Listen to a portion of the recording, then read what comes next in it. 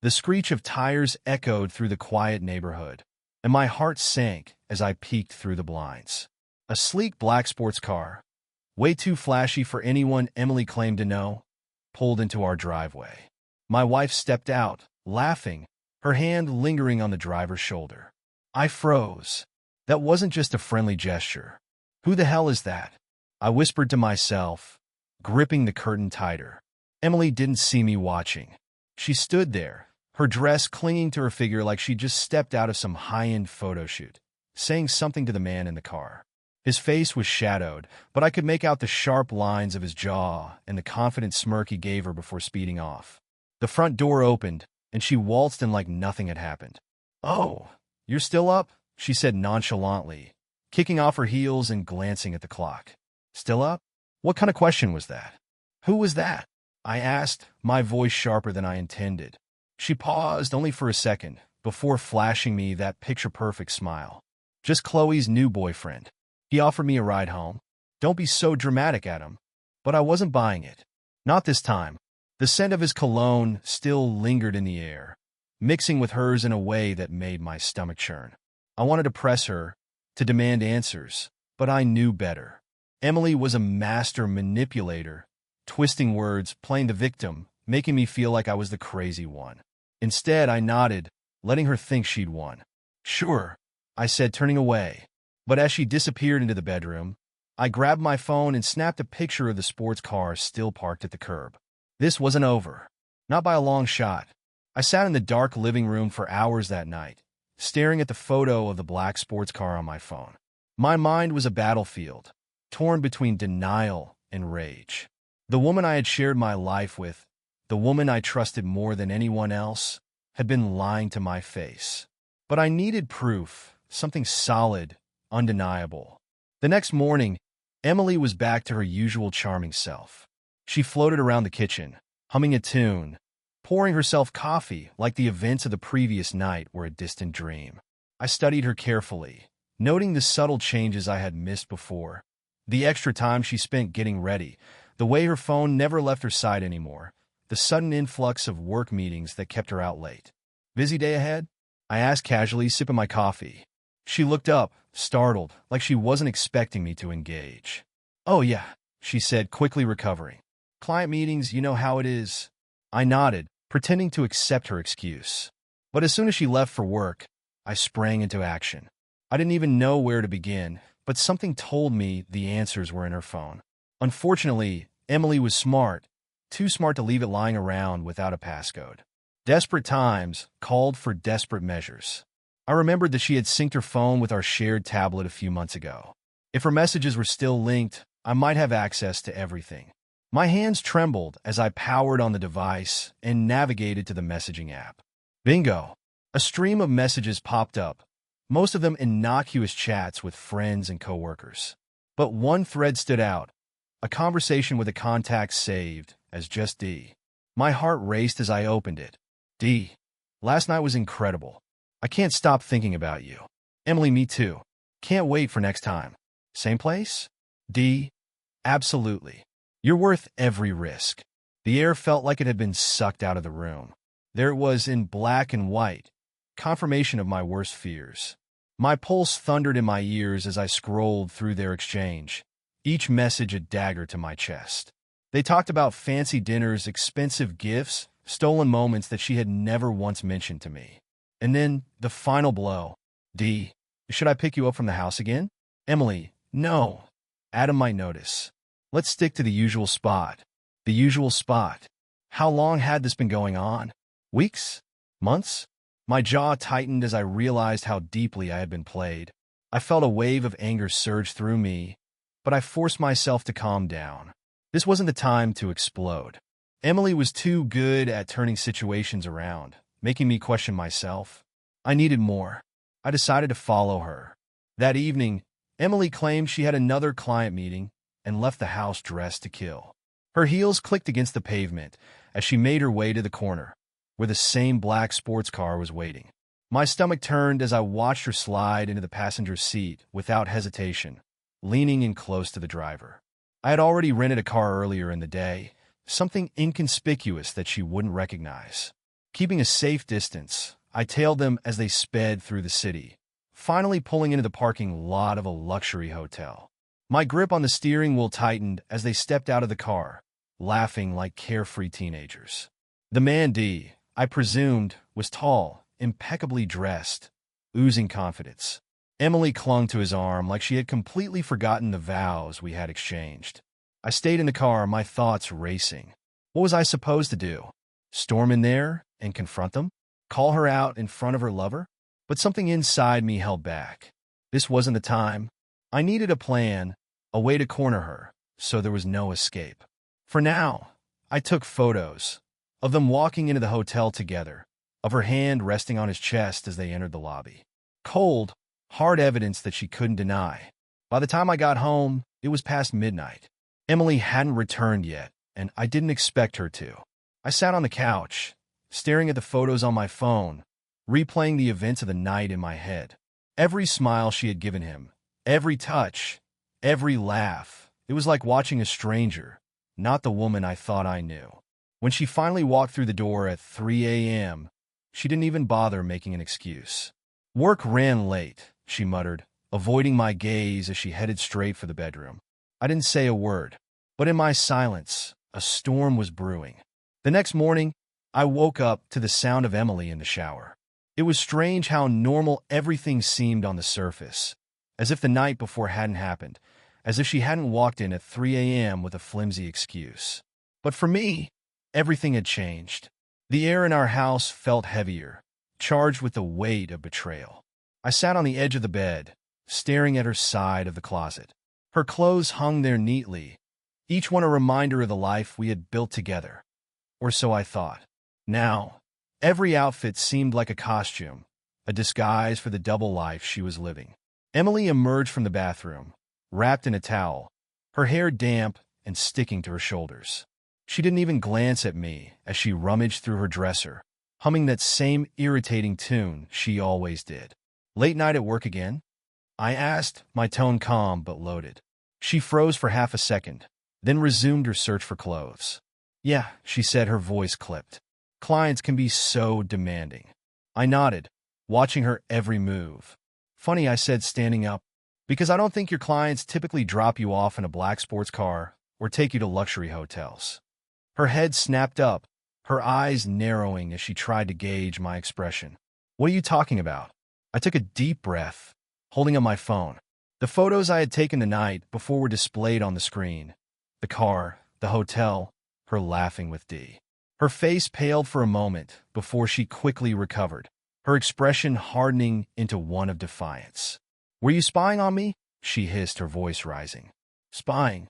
I shot back, my voice laced with disbelief. Are you seriously going to turn this around on me? You're the one sneaking around with some guy while I sit at home like an idiot. Her lips curled into a sneer. You're insane, Adam. That's a business meeting. Do you know how ridiculous you sound right now? A business meeting? I laughed bitterly. At a hotel? At midnight? With someone who calls you worth the risk? Don't insult my intelligence, Emily. She crossed her arms, her eyes blazing. You know what your problem is? You're paranoid. You've always been paranoid. Maybe if you spent less time overthinking and more time paying attention to me, we wouldn't even be having this conversation. I felt like I had been slapped. Her words cut deep, not because they were true, but because of how easily she twisted the blame onto me. For a moment, I almost doubted myself. Almost. Don't do that, I said, my voice low but firm. Don't make this about me. I have the proof, Emily. I have the messages. I know everything. Her eyes darted to her phone on the nightstand, and I could see the panic creeping in. For the first time, her composure cracked. You went through my phone? She snapped, her voice shrill. That's a complete invasion of privacy. Privacy? I shouted, my anger finally boiling over. You're cheating on me, and you're worried about privacy? Do you even hear yourself? The room fell silent, the only sound the ticking of the clock on the wall. Emily stood there, her chest heaving, her hands clenched into fists. For a moment, I thought she might break down, might finally admit to what she had done. But then she did what she always did, she lied. Fine, she said, her voice cold and calculated. You want to know the truth? Yes, I've been spending time with D. But it's not what you think. He's a business associate, someone who's helping me with a project. That's all. I stared at her, my mind racing. How could she lie so effortlessly, so convincingly?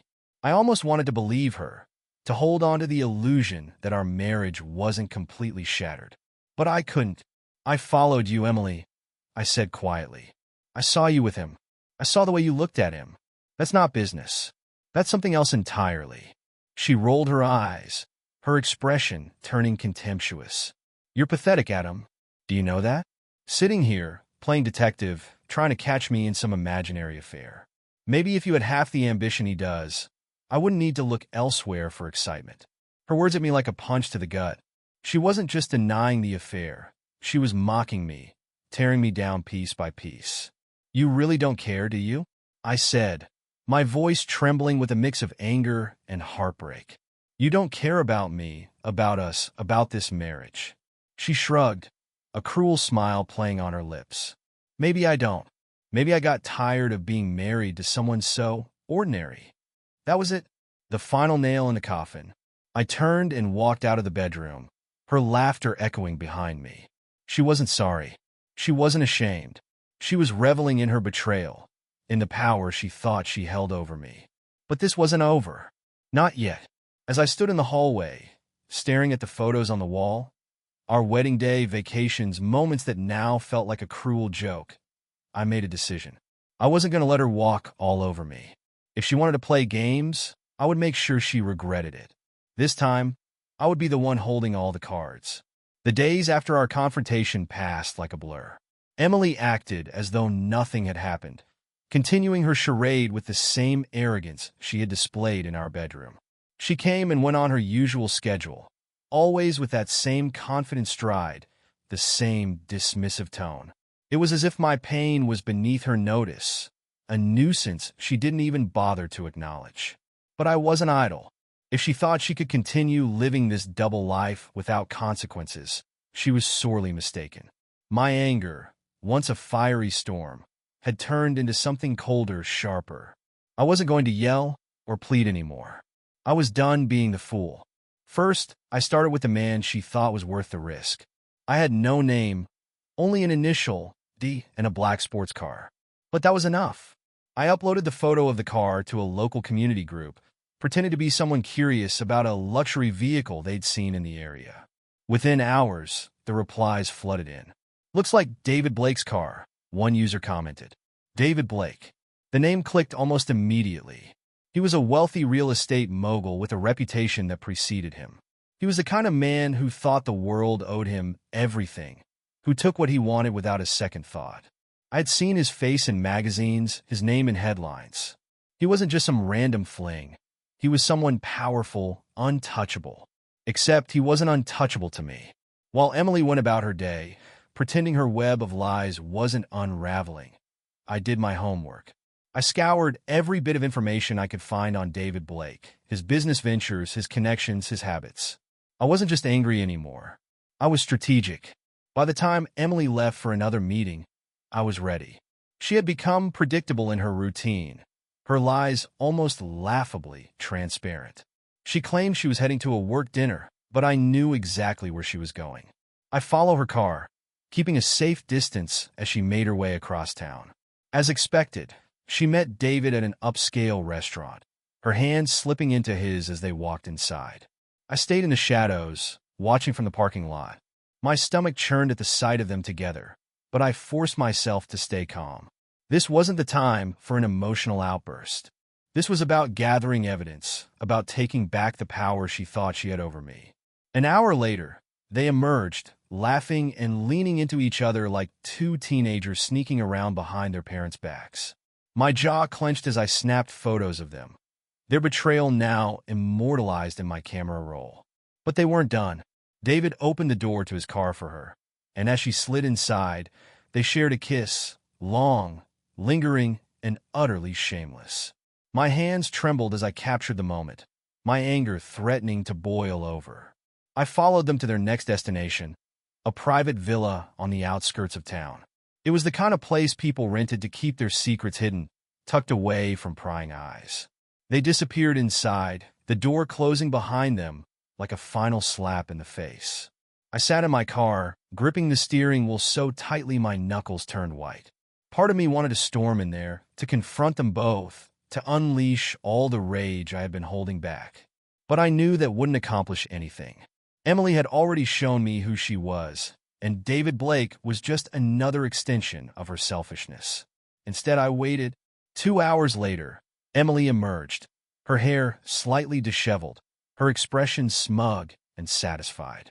David followed her to the car, planting another kiss on her cheek before she drove away. I stayed behind, watching him disappear back inside the villa, completely unaware that his private little affair wasn't so private anymore. When I returned home, Emily was already there, sitting on the couch with a glass of wine in hand. She looked up as I entered, her face betraying none of the guilt she should have felt. "Long day?" she asked, her tone casual, almost mocking. I didn't answer. Instead, I walked past her, heading straight to the office where I kept my laptop. It was time to put everything together, the photos, the messages, the timeline of her lies. I wasn't going to confront her again until I had all the evidence laid out in black and white, until there was no way she could weasel her way out of it. But I wasn't just preparing for another argument.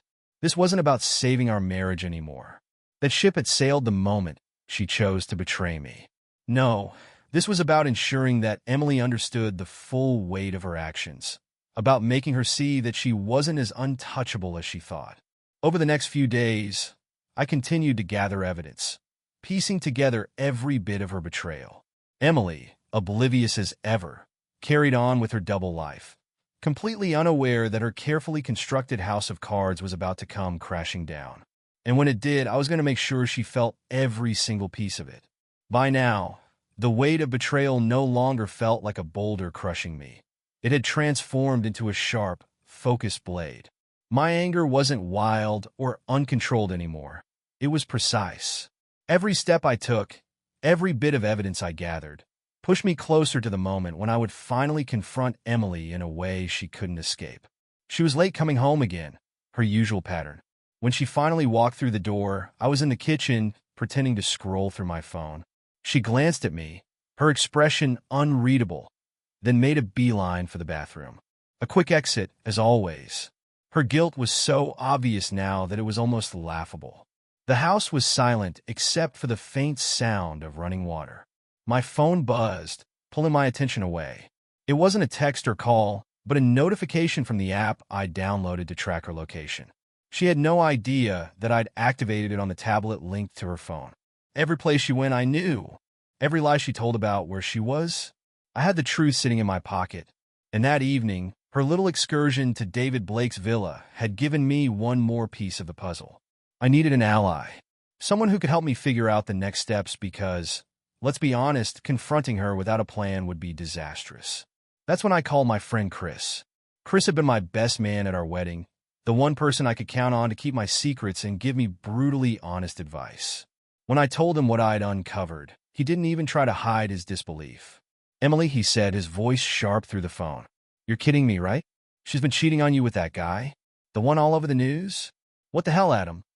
"I'm not kidding," I replied, my voice low but firm. "I've got photos, messages, everything." There was a pause, and then Chris let out a long sigh. "You got to get ahead of this, man. Don't let her spin the narrative. You need to talk to a lawyer, figure out your options. And for God's sake, don't let her manipulate you into thinking this is your fault." He was right. Emily was a master manipulator, and I knew she'd try to twist this in her favor if I gave her the chance. I thanked Chris and ended the call, my mind racing. A lawyer. That was the logical next step, but there was a part of me that wanted more. I didn't just want to end this. I wanted her to feel the sting of her betrayal, to see what it was like to be on the other side of the lies and deceit. The next morning, I scheduled an appointment with a divorce attorney. The woman I met was sharp, professional, and clearly unimpressed by the drama I was walking into her office with. I laid out the facts, showed her the evidence, and waited for her response. "This is a solid case," she said finally, flipping through the photos I had printed. "If you file, there's no way she can contest this. But I need to ask, what do you want out of this? Do you want to fight for alimony, the house, anything specific?" Or, do you just want out? I hesitated, the question hanging in the air. What did I want? Did I care about the money, the assets? Or did I just want to be free of her and everything she had done to me? Just the house, I said after a moment. She doesn't get to walk away from this and take everything we built together. That's all I care about. The lawyer nodded, scribbling down notes. We'll make it happen, but you need to be prepared. This could get ugly. Women like your wife don't go down without a fight. I wasn't afraid of a fight. Not anymore. That evening, Emily walked into a trap she didn't even see coming. I had laid everything out on the dining room table. Photos, screenshots of her messages with David, even a timeline of her lies. When she walked through the door, I was sitting there, waiting. "What's this?" she asked, her eyes narrowing as she took in the display. "It's everything," I said, my voice calm. "Everything you've been hiding. Everything you've been lying about." Her face went through a series of emotions: shock, anger, fear. But she quickly settled on defiance. "You've been spying on me?" she demanded, crossing her arms. "That's insane, Adam. You're acting like a complete lunatic." "Don't even try it," I said, cutting her off. "I know about David. I know about the villa, the hotel, all of it. You can stand there and lie to me again, but it's not going to work this time." For the first time, she faltered. Her mouth opened, then closed, as if she couldn't decide which lie to spin next. "What do you want me to say?" she finally snapped. "That I'm sorry? That I regret it? Fine. I'm sorry, Adam. But maybe if you'd paid more attention to me, I wouldn't have had to find someone else." Her words were like poison, seeping into the cracks of my already broken heart. But I refused to let her see how much they hurt. "This isn't on me," I said, my voice steady. "This is on you. You made the choice to betray me, to lie to me, to destroy everything we had. And now, you're going to face the consequences." She rolled her eyes, her expression cold and unfeeling. "Oh, please. What are you going to do, Adam? Cry about it? Run to a lawyer? Go ahead. I'll come out of this just fine." Her arrogance was staggering. She truly believed she was untouchable. But what she didn't know was that I had already taken the first step toward dismantling her illusion of control. "Watch me," I said, standing up and walking away, leaving her standing there amidst the evidence of her betrayal. The battle had just begun. The next few days were a game of chess, and I was determined to win. Emily carried on as if nothing had changed, completely unaware of the storm brewing around her. She still walked around the house with that smug look on her face, as if she held all the cards. But every time she left the house, claiming another meeting or client dinner, I felt the walls closing in on her little web of lies. I'd already set the next phase of my plan into motion. My lawyer was preparing the paperwork, and I had sent copies of the damning photos and text messages to a secure email address, just in case Emily tried to erase any trace of her infidelity. I wasn't going to let her twist the narrative. Not this time. One evening, as I sat in the living room going over the details with my lawyer on the phone, Emily strolled in, glancing at me with a raised eyebrow. "Talking to Chris again?" she asked mockingly. She loved taking jabs at my friendship with Chris, as if it somehow made me less of a man to confide in a friend. I didn't respond. Instead, I ended the call and stood up, looking her dead in the eye. "We need to talk," I said, my voice calm but firm. She sighed dramatically, as if I were inconveniencing her by daring to address the situation. "What now, Adam? Are we really doing this again?" "We're doing this until you stop lying," I said. "But this time, it's not a conversation. I'm telling you what's going to happen." Her expression shifted, a flicker of nervousness breaking through her usual bravado. "What are you talking about?" "I'm filing for divorce," I said, watching her reaction closely. "And before you start throwing your usual excuses at me, let me make one thing clear. I'm not just walking away. I'm taking the house, and I'm making sure everyone knows exactly why this is happening." She blinked, momentarily caught off guard, before her features hardened. "You're bluffing," she said, her voice dripping with arrogance. "You don't have the guts to follow through, Adam. You never do." I stepped closer, holding her gaze. "I have the photos, Emily. The texts. The timeline. Everything. And if you think I won't use them, try me." Her lips curled into a bitter smile, but I could see the cracks forming in her confidence. You think you're so righteous, don't you? Like you've never made a mistake. Maybe if you weren't so boring, I wouldn't have had to find someone else. Her words hit me like a slap, but I didn't flinch. Instead, I let them wash over me, fueling the resolve I had built over the past weeks. You can try to blame me all you want, I said. But at the end of the day, this is on you. You're the one who lied. You're the one who betrayed me. And now, you're going to face the consequences. Emily laughed, a cold, hollow sound. You're pathetic, Adam. Do you know that? Acting all high and mighty, like you're the victim here. Maybe if you weren't so weak, I would have respected you more. Her words stung, but I knew better than to let her provoke me. This was her game, manipulation, deflection, turning everything back on me. But I wasn't playing anymore. You're right, I said, surprising her. I was weak. I let you walk all over me, let you lie to my face, let you make me feel like I was the problem. But not anymore. This is over, Emily. You don't get to have it both ways. For the first time, I saw fear flash in her eyes. She opened her mouth to speak, but I cut her off. Save it, I said, turning and walking away. You've said enough. As I headed toward the door, I heard her call after me, her voice tinged with desperation. You're really leaving?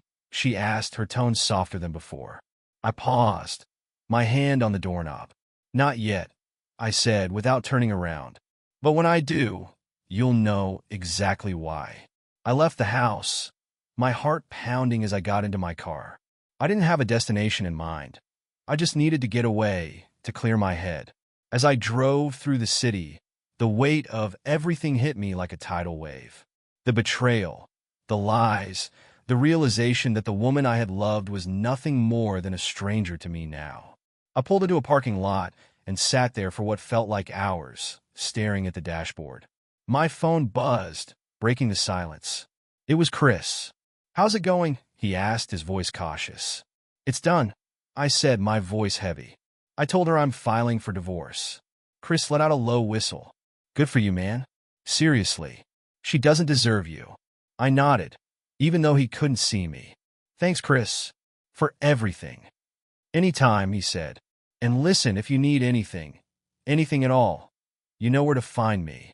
After hanging up, I leaned back in the seat, staring out at the city lights. For the first time in weeks, I felt a sense of clarity. The road ahead wasn't going to be easy, but I knew I was doing the right thing. I wasn't just walking away from Emily. I was walking toward a life where I didn't have to constantly question my worth, where I didn't have to live in the shadow of her lies. And as the nights stretched on, I made a promise to myself. I would come out of this stronger, no matter what it took. The morning after I dropped the bombshell, the house was eerily quiet. Emily wasn't in her usual spots. No coffee mug sitting on the counter, no sound of her heels clicking on the floor. For a moment, I wondered if she had packed her things and left in the middle of the night. But when I walked into the kitchen, there she was, sitting at the table with her arms crossed and a sour expression on her face. You think you're clever, don't you? She said, not even looking up at me. I sighed, already tired of the confrontation I knew was coming. What are you talking about, Emily? You think you've got it all figured out. Your little photos, your smug attitude. Do you think that's going to hurt me? Do you think you're going to come out of this looking like some hero? Her words were sharp, but her voice wavered just enough for me to notice. She wasn't as confident as she was pretending to be. This isn't about being a hero, I said calmly. It's about holding you accountable for what you've done. Emily scoffed, rolling her eyes. Oh, please. You're not as innocent as you think, Adam. I'm not the only one who's been unhappy in this marriage. Unhappy. That word stuck in my mind like a splinter. Maybe we hadn't been perfect. What marriage was, but I had stayed loyal. I had tried. And for her to reduce it to this, to dismiss her betrayal as some inevitable outcome, made my blood boil. What's your point, Emily? I asked, crossing my arms. Her eyes finally met mine, a dangerous glint in them. My point is, you're not walking away from this without consequences. You think you can just throw me out, take the house, and act like you're some kind of victim? Not a chance. I stared at her, trying to wrap my head around the audacity of her words. Even now, even after everything, She was still trying to manipulate the situation to her advantage. Consequences? I repeated, my voice low and steady. The only person who's going to face consequences here is you. I've got the proof, Emily. You can try to spin this however you want, but the truth is on my side. She laughed bitterly, shaking her head. You think anyone's going to care? People cheat all the time, Adam. It's not some grand betrayal. It's just life. And besides, who's going to believe you? You've always been the boring one, the one who couldn't keep up. Maybe that's why this happened in the first place. Her words were like daggers. Each one aimed to cut deeper than the last. But instead of breaking me, they only fueled my resolve. You know what? I said, stepping closer. You can keep making excuses, keep blaming me, keep pretending this is normal. But deep down, you know what you did, and you're going to have to live with that. She stood up, glaring at me. I don't have to live with anything, Adam. I've moved on. Maybe it's time you did the same.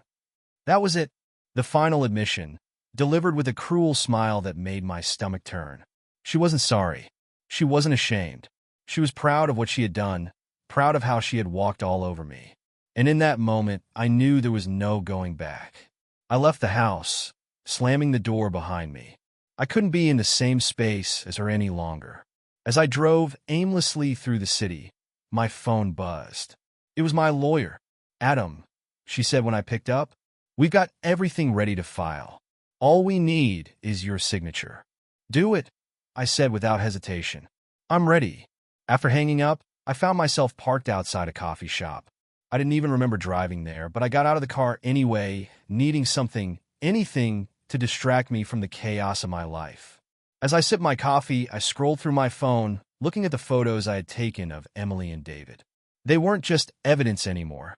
They were reminders of the person she had become. And then an idea struck me. I opened a new email and attached the photos, along with a short, factual explanation of what had happened. No emotion, no embellishments, just the truth. I sent it to a few select contacts, David's business partners, a journalist who had recently written a glowing piece about him, and even his wife, whose contact information I had found during my research. It wasn't about revenge. It was about exposing the truth. People like David and Emily thrived on deception, on the belief that they were untouchable. But they weren't. By the time I got home, Emily was waiting for me. She was pacing the living room, her phone clutched tightly in her hand. Her expression was a mix of anger and panic, and I knew exactly why. "What did you do?" she demanded, her voice trembling. I shrugged, setting my keys on the counter. "I don't know what you're talking about." "Don't play dumb with me," she shouted. "I've been getting calls all evening. David, his wife, his business partners. You had no right to interfere in his life." I raised an eyebrow, feigning innocence. "You mean the life you were so eager to be a part of? The one you risked everything for? Funny how that works." Her face turned red with anger, and for a moment, I thought she might lunge at me. But instead, she threw her phone onto the couch and stormed toward the bedroom, slamming the door behind her. I leaned against the counter, taking a deep breath. For the first time in weeks, I felt like I was in control. Emily could rage and scream all she wanted, but the truth was out now. The lies she had built her life on were crumbling, and there was nothing she could do to stop it. As I sat down on the couch, I realized something important. I wasn't the same man I had been at the beginning of all this. I wasn't the naive, trusting husband who let himself be walked over. I had faced the truth, no matter how painful it was, and I had come out stronger on the other side. This wasn't just the end of my marriage. It was the beginning of something new, something better. The morning after I sent out the emails, the fallout began. Emily was unusually quiet at breakfast, her eyes darting between her phone and me as if she was waiting for the other shoe to drop. Meanwhile, I sat there calmly, sipping my coffee, knowing the storm had already begun. The first real crack came around noon.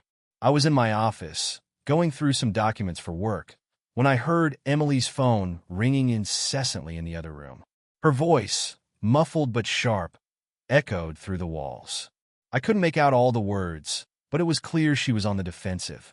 By the time she stormed into the room, her face was a mixture of rage and desperation. "What did you do, Adam?" she demanded, slamming the door behind her. I looked up from my desk, feigning confusion. Do about what? Don't play dumb with me, she snapped. David's wife knows. His business partners know. He's furious, Adam. Do you have any idea what you've done? I leaned back in my chair, taking my time to respond. I told the truth, I said finally. Something you seem to have a hard time with. Her hands clenched into fists at her sides. You've ruined everything, she hissed. Do you think this makes you look good? Do you think this is going to fix anything? All you've done is drag everyone down with you. Everyone, I repeated, raising an eyebrow. You mean you and David? Because as far as I'm concerned, you both deserve whatever comes your way. She opened her mouth to argue, but I didn't give her the chance.